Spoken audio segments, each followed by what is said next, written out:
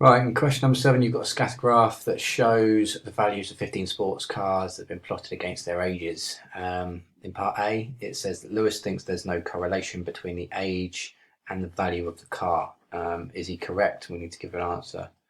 Can give a reason for our answer. So there's no real correlation. There's no real linear correlation here. You can see the points go down and then they go back up again. But he'd be correct in saying yes, there is not there is no correlation. So Lewis is correct. There is no real linear pattern. Although the points do go down and then they go up again, you could argue that point. You could actually be correct there. Still get 2 marks. You could say that you've got a negative correlation and then a positive correlation. But yeah, there is no correlation because the points are all over the place basically. Looking at the whole scatter graph. So Sebastian thinks that there's a relationship between the ages and the values of these cars. You can see the relationships in bold, just like no correlation was in bold previously. Is Sebastian correct? We need to give a reason for our answer.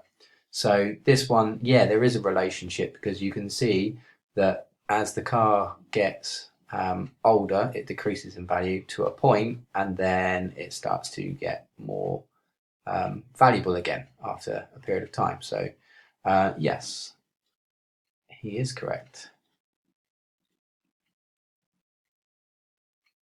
As the cars decrease in value to a point and then increase again. The car with the highest value was 40 years old. We need to estimate the age of the car with the lowest value. So you can see that the car with the highest age is this one. Sorry, the highest value is this one, and highest age as well. So it is that point there that we're looking at. So if we just put a little notch on our timeline of age there, and then we've got to estimate the age of the car with the lowest value. We can see the lowest value, even though there's no numbers on these scales apart from the zeros. We don't know what that value is. We don't know what that value is. We just know it's the most.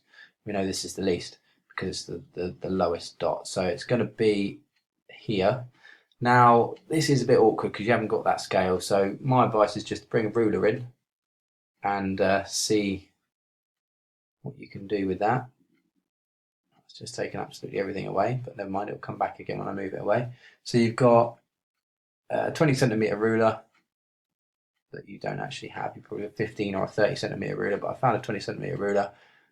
There's a scale. That's approximately 20 centimetres. So if that means that each one of these units is worth 2 years. So 2, 4, 6, 8, 10, 12. I'm going to go with just over 12, probably 12 and a half years, but you don't need to be that accurate. So we're going to go 12 or 13. I'm going to say 13 roughly. All right, I'm going to put 13 years in there. So just get rid of that. Move the writing back in. There we go. And the answer would be 13 years-ish. It's an estimate, so you get a range of values that you could be correct in, but 13 would be one of those.